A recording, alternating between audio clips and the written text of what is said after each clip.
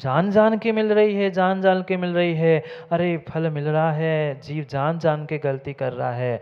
भले ही ये व्यवस्था हमारे कुलकरों ने, तीर्थंकरों ने बनाई है, पर मैं पूछना चाहता हूँ, किसी किसी तीर्थंकर ने कहीं लिखा पूर्व गृहस्थ आश्रम में भी उस आदिनाथ भगवान ने ऋषभ राजा की पर्याय में भले ही षटकर्म की व्यवस्था बताई, पर षटकर्म की व्यवस्था में कभी उन्होंने स्लटर हाउस, शराब खाने आदि कहा?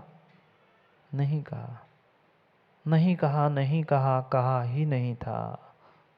पर ये जीव की लोलुपता है, धन की, इंद्रिय विषयों की, जिसके कारण से वह दूसरों को काट रहा है।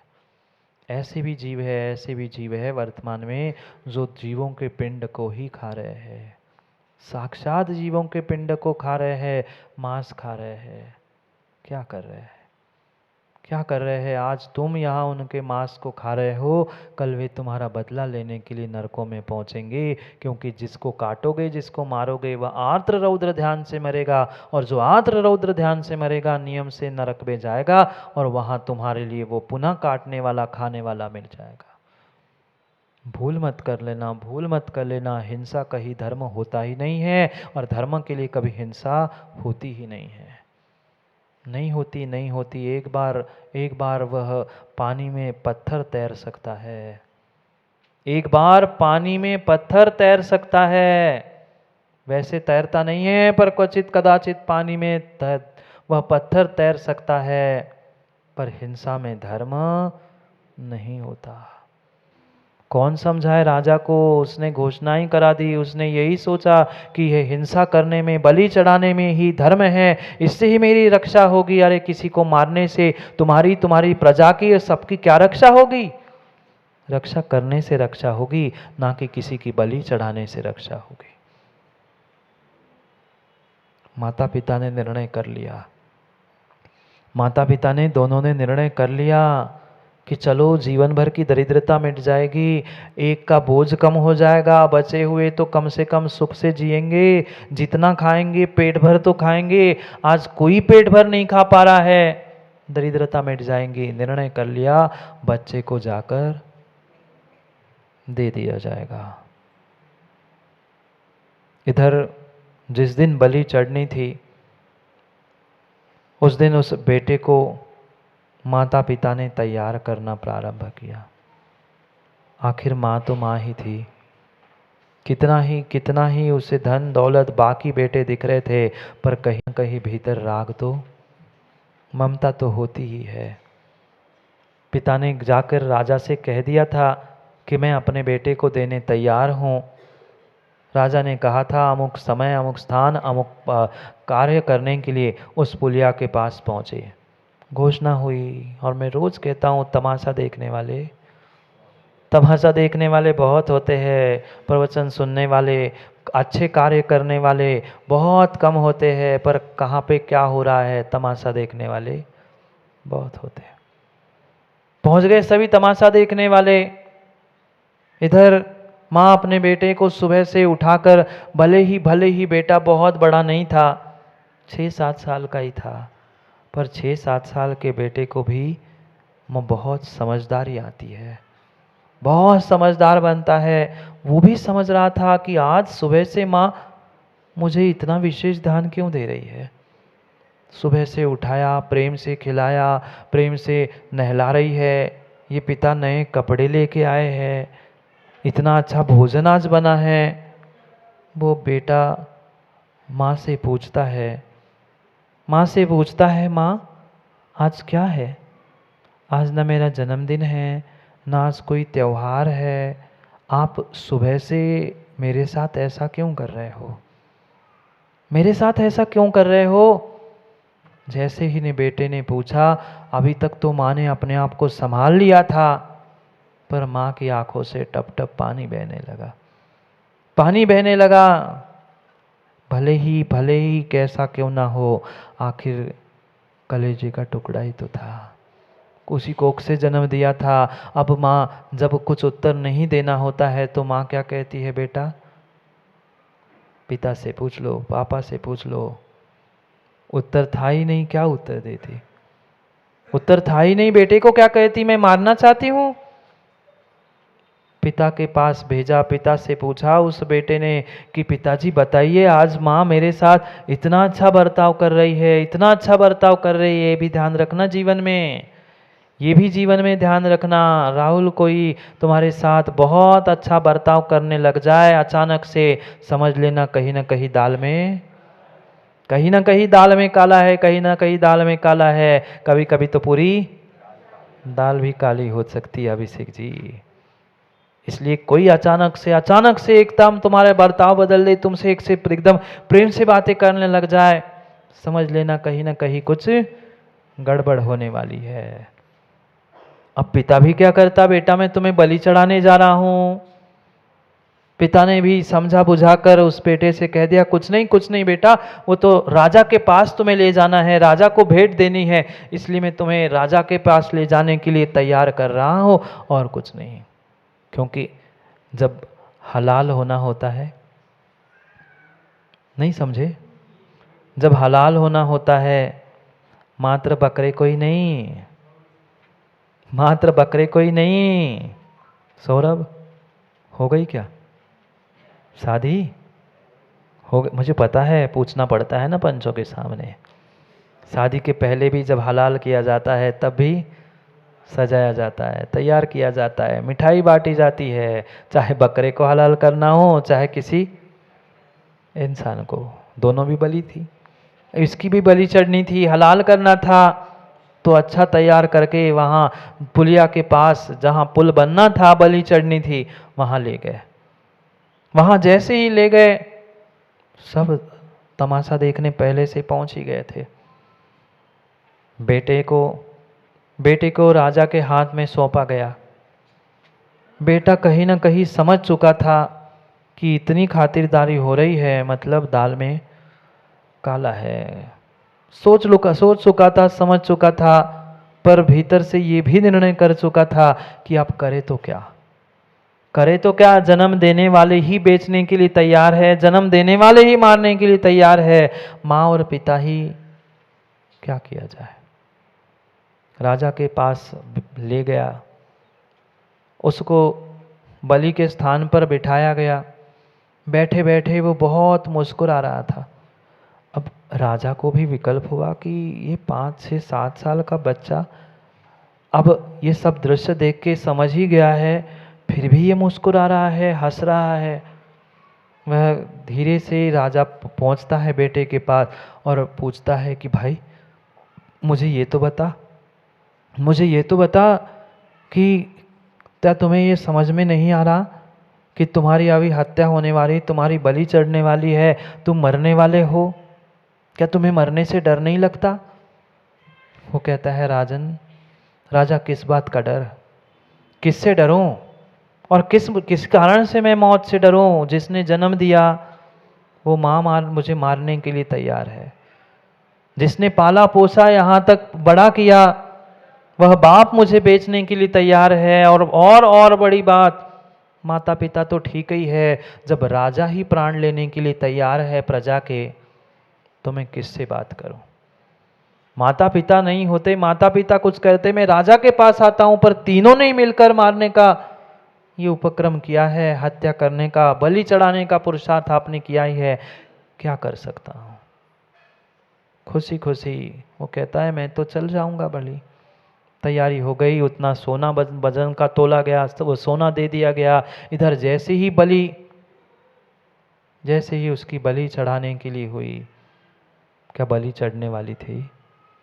भले ही आज के इंसानों को किसी पे दया हो ना हो, पर वहाँ के वास्तव में जो वन देवता थी उसको दया आ गई, जल देवता को दया आ गई, वह प्रकट हो गई और उस बेटे की सुरक्षा के लिए, बेटे को सुरक्षित करने के लिए उसको उस फूलों की मालों के द्वारा, पुष्पवृष्टि के द्वारा और सिंहासन के द्वारा उच्चासन दिया गया।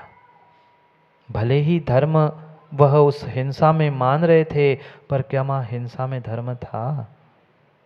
नहीं था, नहीं था। धर्म तो सच्चा उस बेटे के पास था। उसने निर्णय कर लिया था, मेरे साथ जो हो रहा है कहीं ना कहीं पूर्व कर्मों का नियोग है।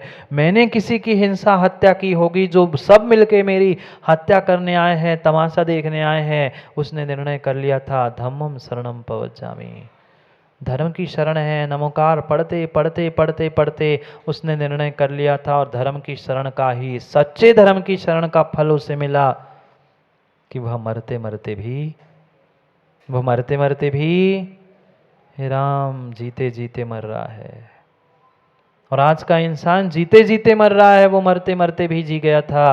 ये धर्म की या हिंसा की महिमा थी, पर कहाँ हम हिंसा पे उतारू हो रहे हैं। सोमप्रभ स्वामी यही समझा रहे हैं, समझो हिंसा में किसी प्रकार से धर्म नहीं है, हिंसा से किसी प्रकार से पुण्य मिलने वाला नहीं है, हिंसा से मात्र और मात्र पाप है और कुछ भी नहीं है। हिंसा से जो दूसरों को दुख होगा वह पलट कर तुम्हारे लिए आने वाली पर्याय में दुख देने वाला निमित्त बनेगा, ये भूल मत जाना, भूल मत जाना। पढ़ते हैं 26 नंबर के श्लोक में कुछ बहुत अच्छी बात कह रहे हैं सोमप्रभ स्वामी, पढ़ो।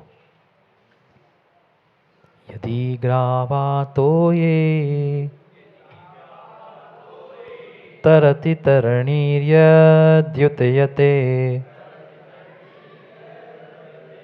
प्रतीक्षा सप्तार्ची यदि भवति शैल्यं कथमपि यदि क्ष्मापीठं स्यादुपरि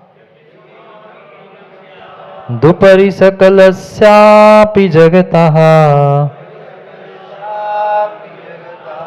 प्रसूते सत्त्वानां तदपि न वधा कापि सुकृतम्। पढ़ो एक साथ।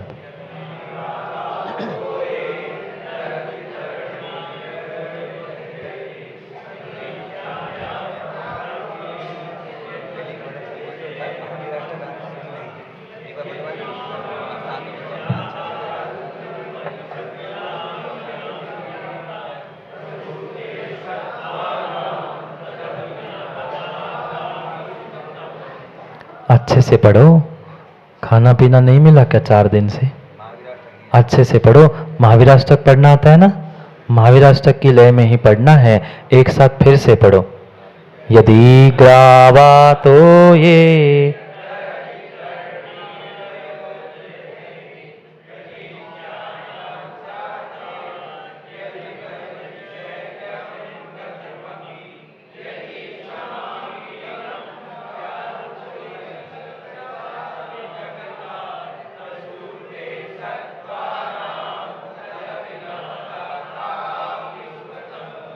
तथापि न वधा कापि सुकृतम, किसी का वध करना किसी भी प्रकार से सुकृत नहीं है, पाप ही है, पुण्य हो ही नहीं सकता। जो ये वर्तमान में आडंबर मचाया जा रहा है, प्रपंच दिखाया जा रहा है कि किसी की हत्या, किसी की बलि, किसी का प्राण लेने से धर्म की तुम्हारी रक्षा हो सकती है, न क्वापि, किंचित भी नहीं, कभी भी नहीं, कभी भी नहीं हो सकता।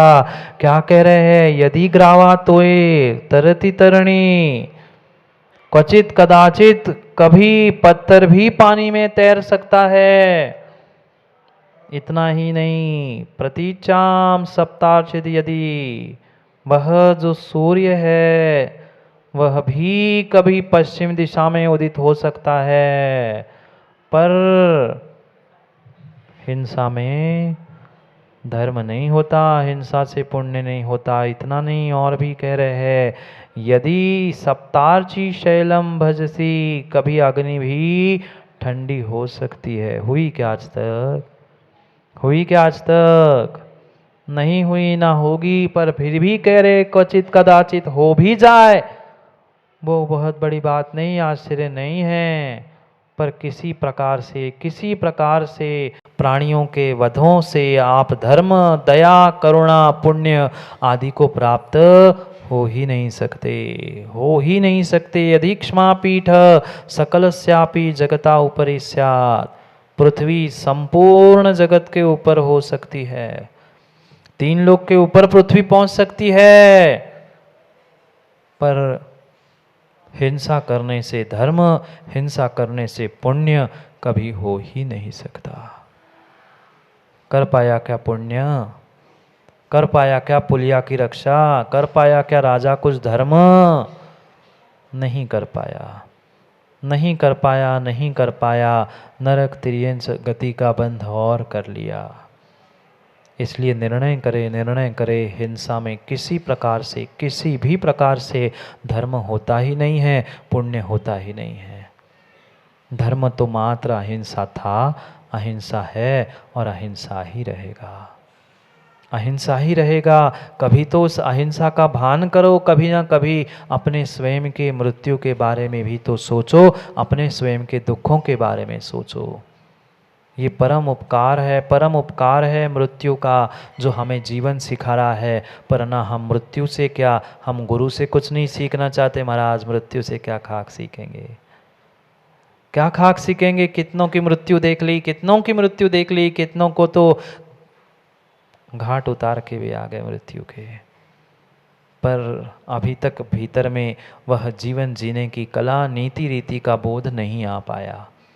और जब तक ये बोध नहीं है, तब तक हम जीवन में कभी आनंदित और सुखी होने वाले नहीं हैं, नहीं है। पुण्य से ही, धर्म से ही हमारे जीवन में सुख, हमारे जीवन में आनंद आ सकता है, अन्य किसी से आने वाला नहीं है, नहीं है, नहीं है। इसलिए इन पापों से, इन हिंसाओं से बचते हुए अपने जीवन में पुण्य की और धर्म की प्राप्ति को प्राप्त करने का पुरुषार्थ करने की आवश्यकता है।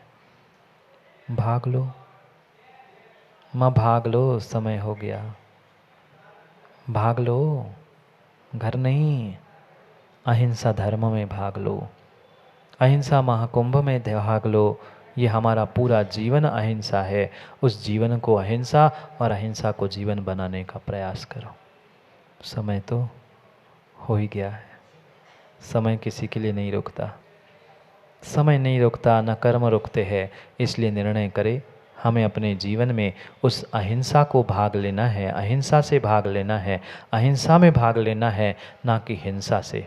अगर हम अहिंसा से और धर्म से भाग ले रहे हैं तो हिंसा में ही भाग ले रहे हैं। इसलिए हिंसा में नहीं, अपने जीवन में अहिंसा को स्थान दो। समय को समय पर पुनः समझने के लिए समय पे मिलते हैं, क्योंकि समय पे किया गया काम समय को दिलाता है।